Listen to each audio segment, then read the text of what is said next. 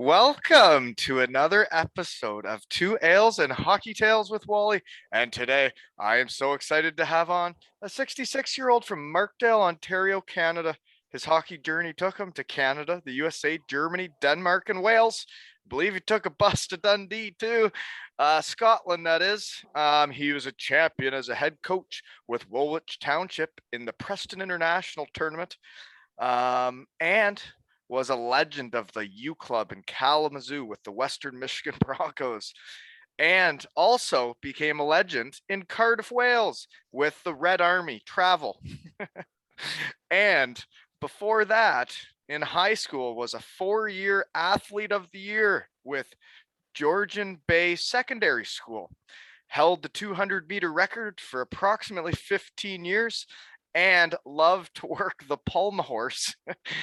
And he also helped create me from his loins. Welcome to the podcast, Ronald Walton. How are you doing? I'm good. How are you doing?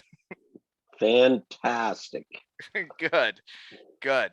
I get into how we know each other, and I guess you made me. Yeah, that would make me your father. Yeah, so this podcast today really hits close to home, folks. And you are also the papa to my children, and one of them is episode 92, Colby. What episode am I? 99. Wow. Yeah, I've done 99 already. Walter Gretzky would have been proud of me. Yeah, well, I actually was thinking about, Walter, you know Walter, from roller hockey? I took Walter to Las Vegas for a week, and he scolded me every day for driving too fast. I remember the one trip you really did drive too fast when we slept in for like the semifinals. Do you remember that trip to the rink? I remember saying to you, "Don't do what I do, do what I say." Pretty sure you still say that. We went around a corner on two wheels and passed about 10 cars on a left-hand turn. but we made puck drop, didn't we? And won the game. That's right. Yeah, that I was always curious about that decision. We went to Las Vegas and played roller hockey with Walter Gretzky in the middle of my junior B season when I should be like trying to get a scholarship. Yeah, it was quite the episode down there. Yeah, it was. Robin Sweezy was a prize in himself. I'm sure when all those dads got to Las Vegas with their teenage boys, you guys didn't have any fun. No. Okay. So also how we know each other is your mother was on the podcast, episode 19, Grace Walton. She happens to be sitting upstairs right now playing Mexican Train. Oh boy. She is as competitive as they get in that game, isn't she? She sits quiet. But she strikes. She slaughters you like a dead chicken. Yes, she is a heck of a Mexican Train player. Happy birthday to her, right? Yeah, she just turned 90 on Friday. Yeah, what a beauty Gigi Walton is. So yeah, happy birthday. And I guess you're happier down here instead of getting slaughtered like a chicken in Mexican Train. Eh? Exactly. So that means she was 24 when she gave birth to me. Wow.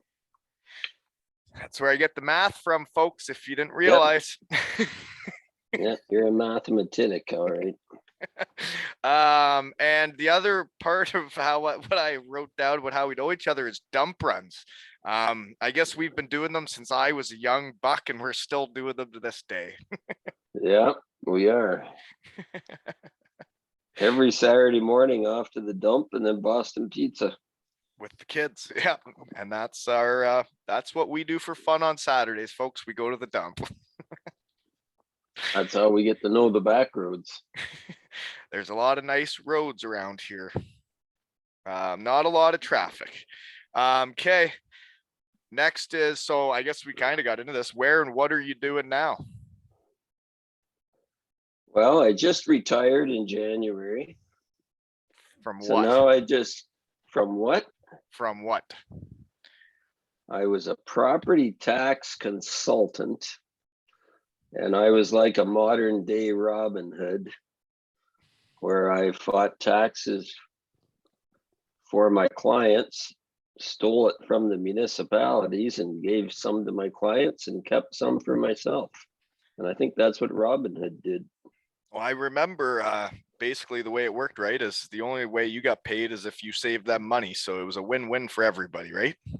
Right. Yep. And before I get too far into this, I got to bring up my big news about the pod because it's the hockey world coming together for me and Garrett Mears and Jenna Mears.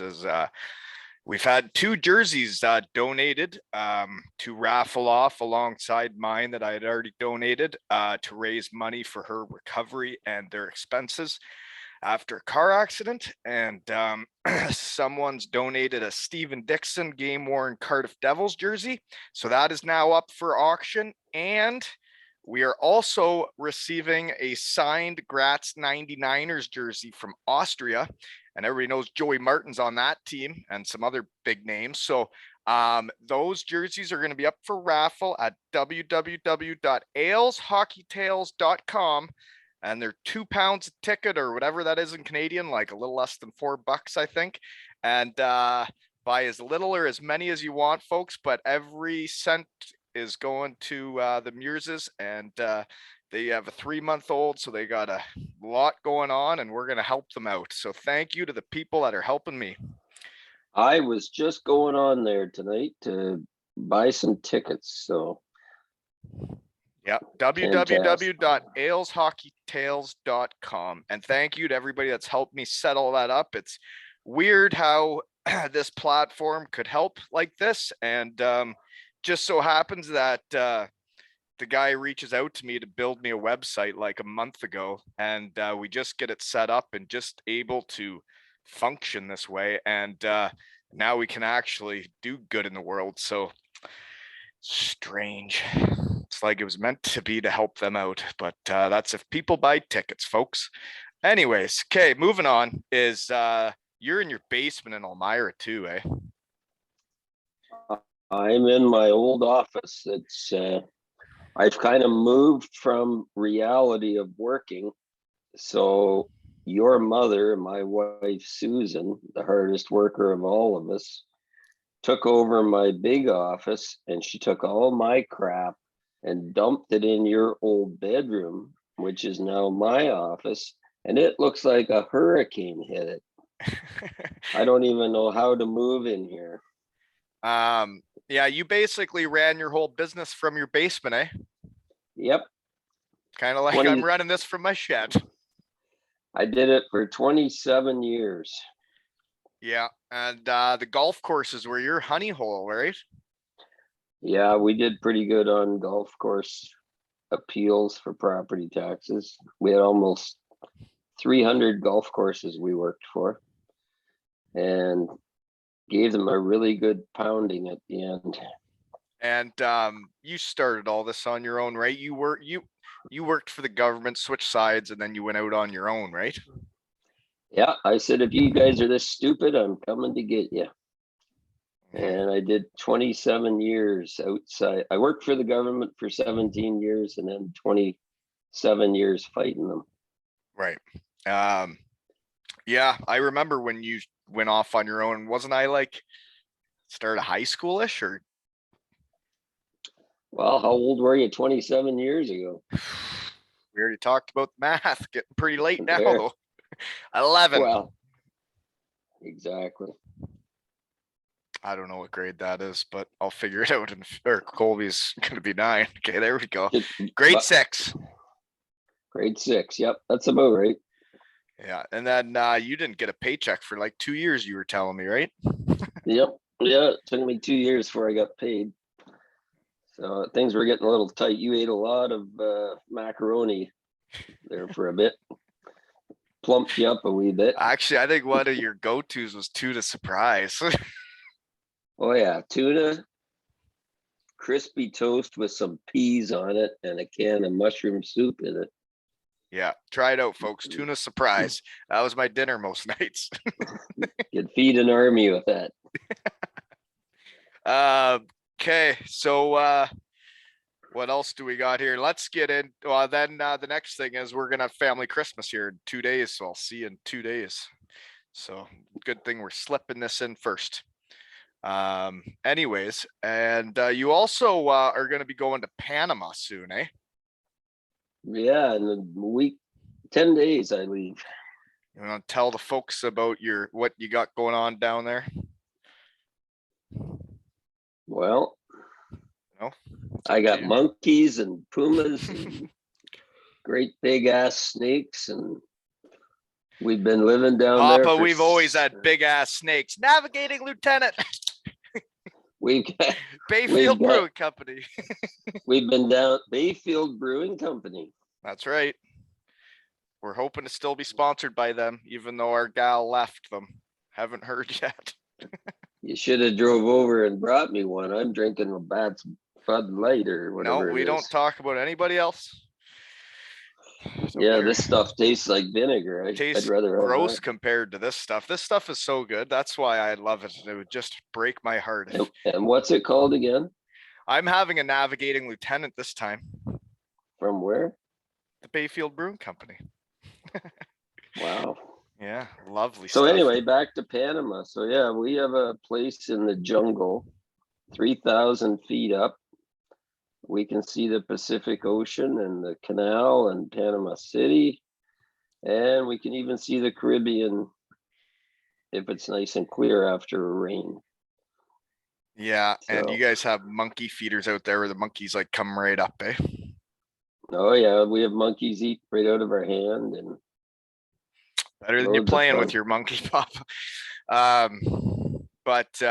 Yeah, very cool spot, and you guys haven't got to go there in a while, but you get to finally go, eh? Yeah, we went out the very last flight out of Panama in March of 2019, and there was about 150 jets lined up sideways on the 2 runways, and we got out on the very last flight out of Panama. Yeah, you would have been there a while if you weren't on that one. Yeah, tough place to be stuck. You didn't want to make it to the airport. You didn't want to go. I remember zooming with you or whatever, talking to you, and you were like, "I'm staying here. I'm riding this out here." I thought it was a stupid thing. I didn't think COVID was real, so I was just going to stay another month and ride her out. I might have still been there. Okay, so growing up in Markdale, you're not from Markdale. Well, you're from outside of Thornbury. I actually was born in Markdale, but my parents had a farm in Dundalk at the time. And then when I was 1 year old, they moved to Thornbury, where you know the farm. We tore the barn down. And then I almost grew up there, and I left there when I was 17. Yeah. Yeah. So we'll get into that. I do know you left at 17.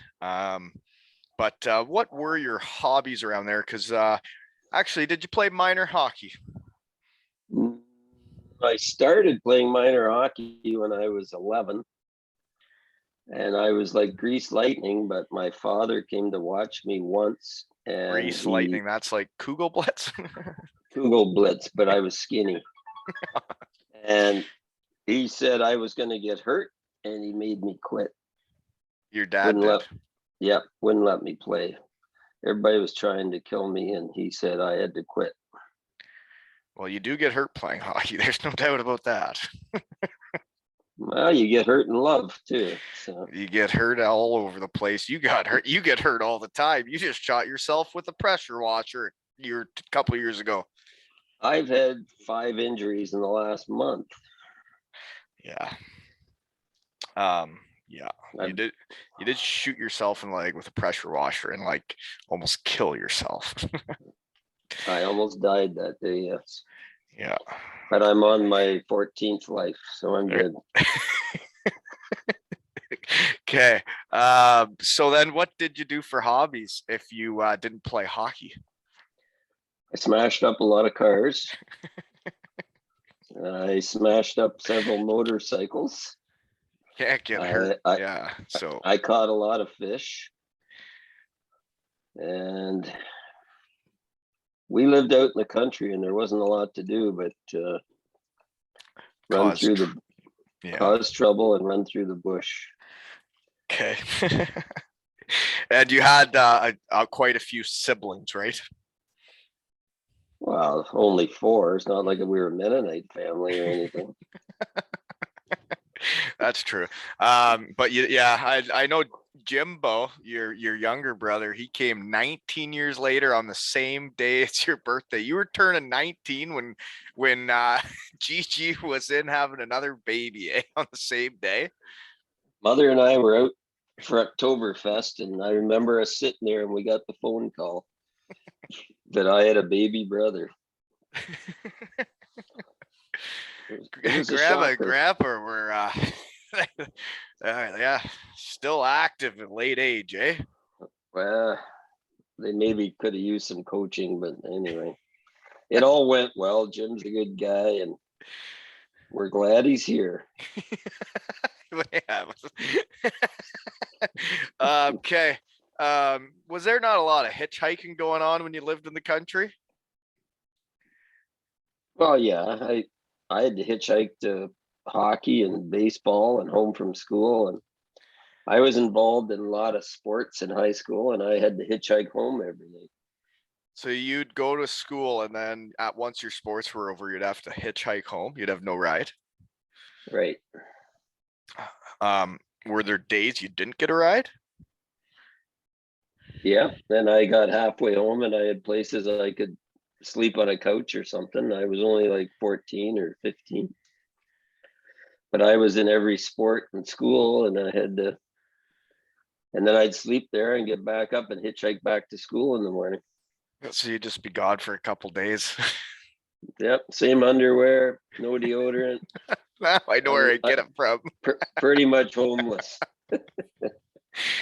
Uh, so then you were the high school athlete of the year for 4 years, eh?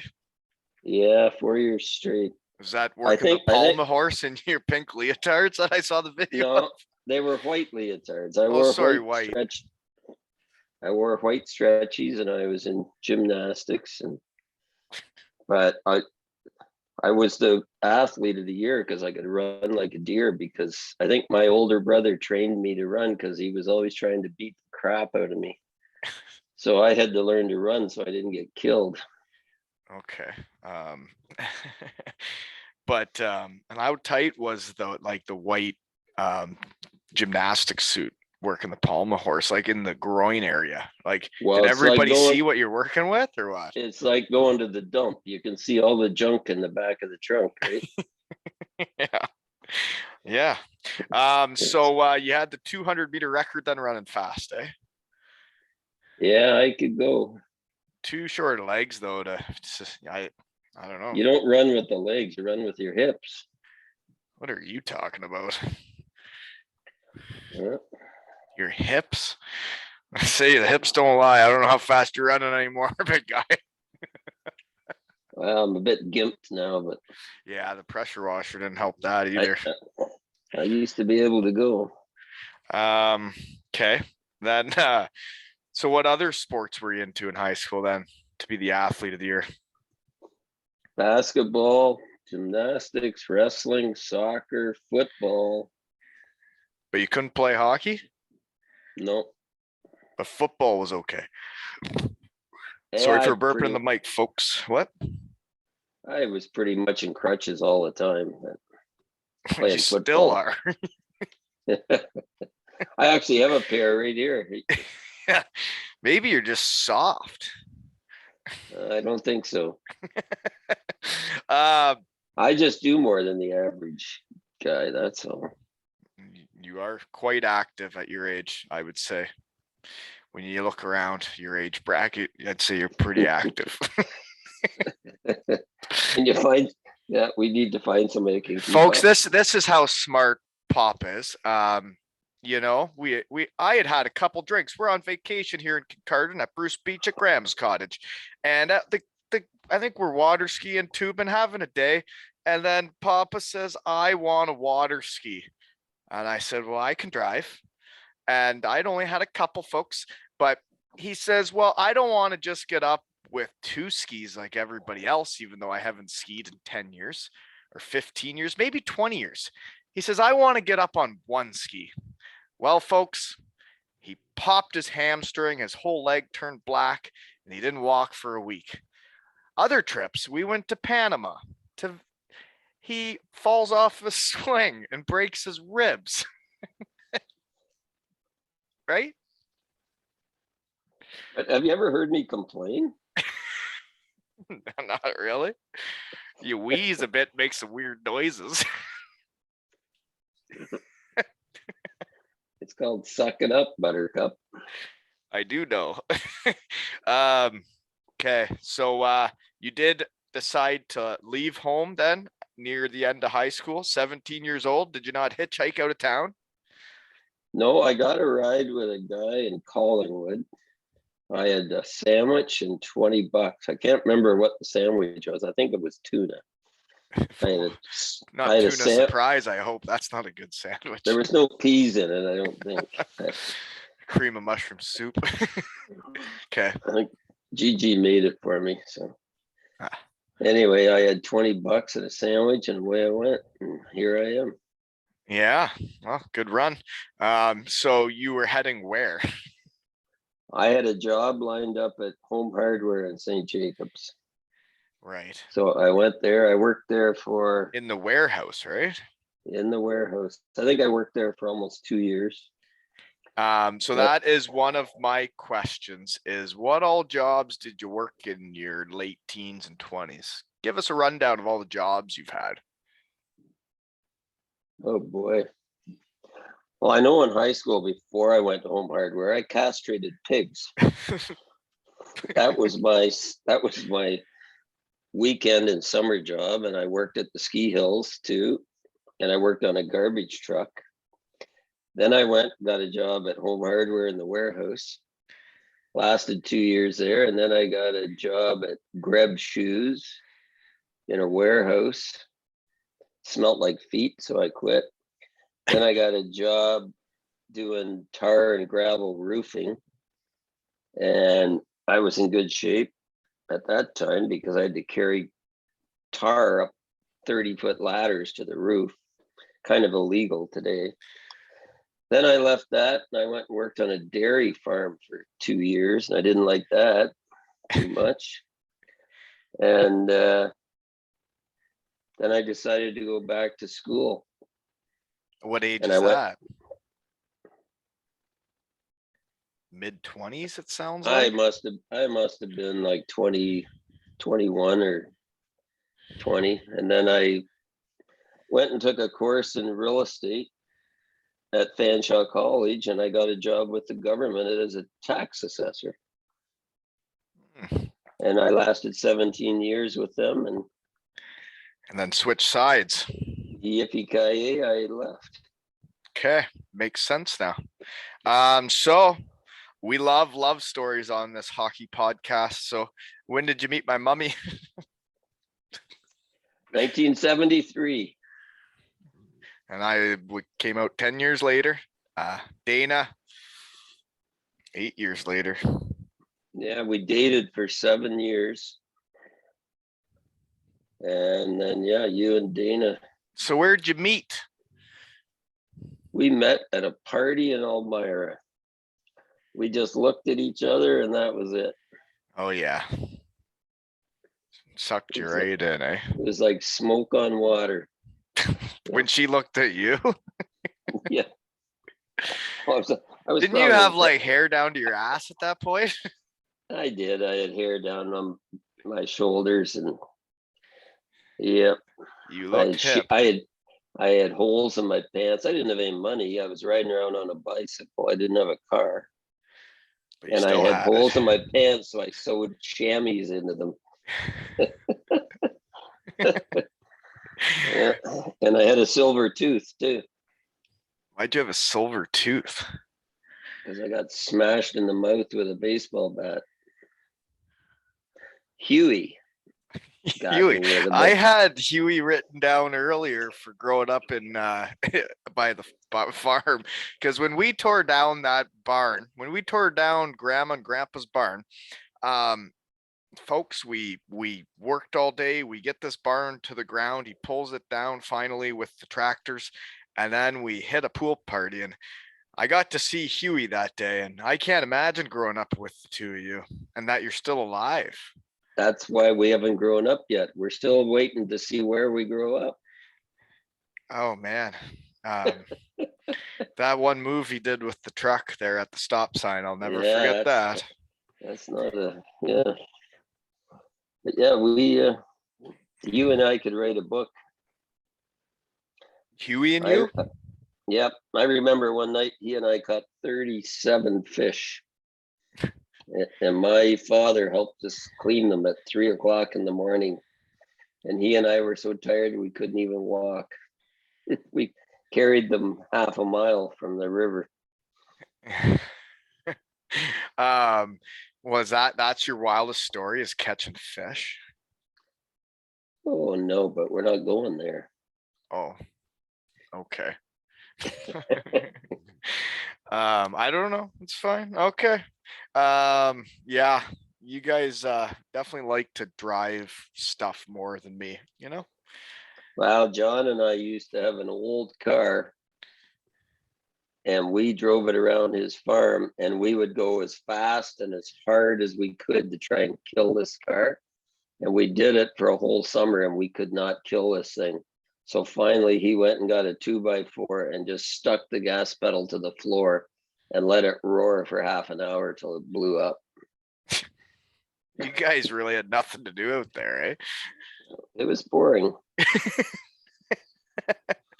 Okay, so you met Susan, my mother, and you guys have Dana and then myself.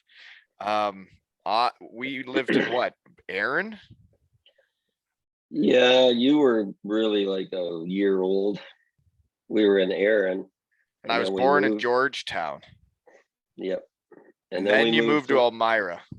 and lived in an apartment for a year while we built our house. Right. So when we're living in Aaron, do we have a donkey and a goat named Easaw and Gladys? Yep. And a And horse. and then we move, you sell that place and head to an apartment.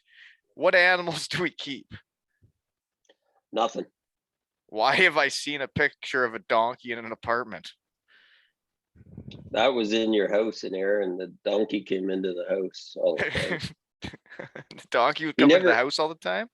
he was house trained. He wouldn't poop on the floor or nothing. He'd come right in the house. Yep.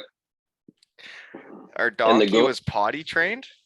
yep. And the goat would follow Dana around like That's all day. that's Stay right Gladys. beside her. Yep. And how did you get the donkey around? You froze up. Sorry, how did you get the donkey around town? Was it not in a hatchback? Well, I would take the donkey on road trips, and I took the seat out of the back of our car and pushed him into the car, and he would ride around in the back seat of the car with me. He was a little guy, right? And then he'd get mad at me because I wouldn't let him out to pee.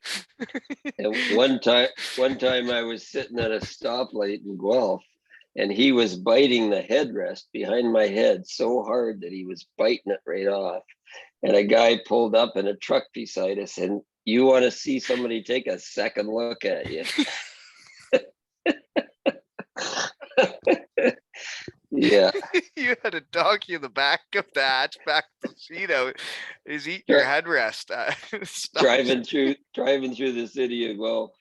Yeah. Jeeper, and he's potty trained, so he's not gonna go in the car. He was mad. He wanted So out. did you think this donkey was a dog, or like did you have a leash on him? No, he just walked around all over the place. Stayed at our house. But then he got stolen one time.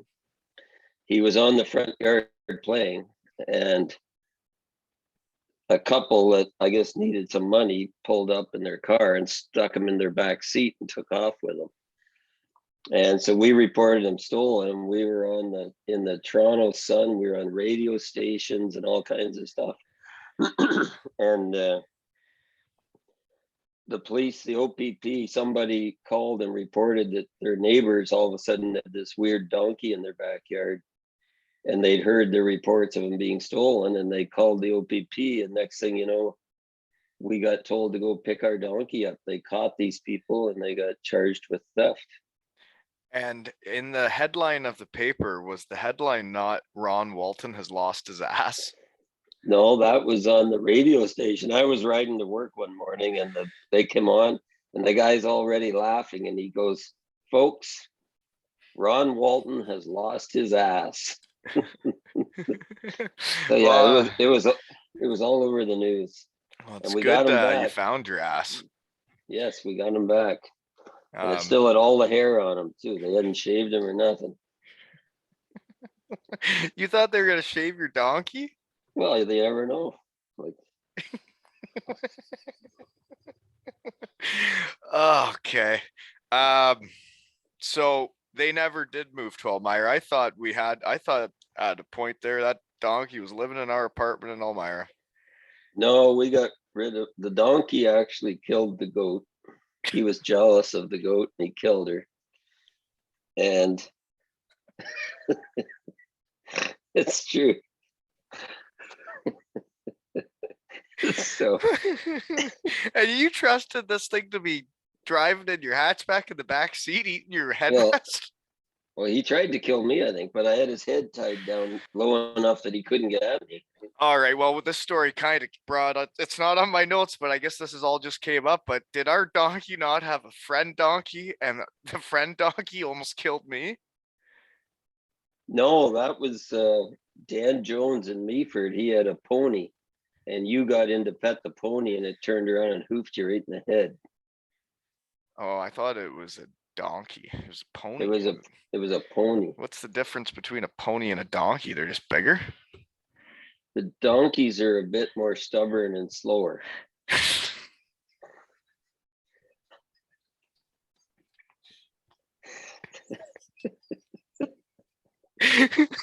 uh, yeah. Okay. So it was a pony that kicked me in the chin or something, right? Yeah.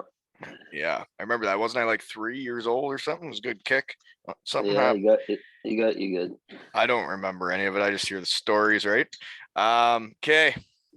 I got another story. This is a random one before we move on into the hockey portion of this. Is there a random story about a bull getting loose? Yeah.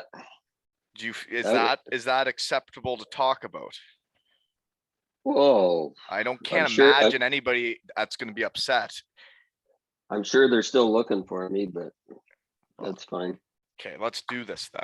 Go for it. It's not in Hanover, Oh, Ontario? no, we had a horse trailer on, and my brother-in-law Paul and I were bringing a steer back from Thornbury to Aaron to get it butchered. And I think he knew we were going to butcher him somehow because we had him in the horse trailer, and we stopped in a gas station to get some gas because my car was overheating. And this steer proceeded to put his feet out through the front window of the horse trailer. So your brainy brother-in-law, my brother-in-law, got out, and he was going to settle this steer down and whack him over the head with a tire iron. Well, the steer came out through the side door of the trailer, and next thing you know, we're in the gas station with a steer standing there with snot flying out of his nose, mad as heck. So I grabbed the steer by the head and the nostrils, thinking I'm going to manhandle him. And he tossed me in the air, and I came down and landed on his back. And then the steer ran into the garage where these guys were working on cars and tore around. He smashed their And you're on his office desk. back? Oh no, I was laying on the ground groaning like a stuck pig at that point. Okay. So he ran into the garage, sent the office desk flying, then comes running back out, and I had whipped the car around and tried to block the door of the garage to keep him in there. And he come flying out, jumped right over the hood of the car, then ran through the town and took out every picket fence and garden you can imagine. And the brother-in-law is yelling, "We're gonna have to shoot this sucker." And we chased him all over the place. He ran out in the bush, and then this couple picked me up. I was trying to run with a half busted leg from him throwing me around. And they put me on the hood of their car and were chasing the steer down a back road with me laying on the hood. They'd been necking in the bush. And we ended up getting him back in town. He went into this little barn, and we slammed the door shut and held him in this barn, and then got him back in the trailer. And all these people were saying, "You've got to replace our fences and our gardens." And your buddy Paul said, we'll be back next week." And we got that steer in there and we were gone. Yeah. Yeah. And then we get home and mother comes out and says, "Wow, that didn't take you very long." And we had Dana in the back seat and your cousin Donnie. Just little babies with that all happen. Oh, they were like 3 years old. They thought they were at the rodeo. All right, that was my random story, folks. Moving on. Getting into coaching and parenting and minor hockey when you got me into hockey and Dana into ringette, I guess. Yes. Talk about it. Well, we were kind of stupid to it all. We didn't realize hockey and everything was going to happen that early. And Dana, didn't get into ringette, I don't think, till she was about 7, and you were like 5, and you got shooting pucks and crap, and we started hating it because when you were 7, we'd be laying in bed, and I had set up a plywood board outside for you. Sunday morning at 7 o'clock, wham, wham, you'd have 12 pucks lined up and start shooting at the freaking plywood at 7 o'clock in the morning when we're supposed to be getting ready for church. And cabinet maker. I gotta go get another one. So we had to put an end to that. But anyway, you guys got into ringette, and well, you did. You played with the girls for a while, right? Just a year, right? That could be why you have man now. You are cutting out.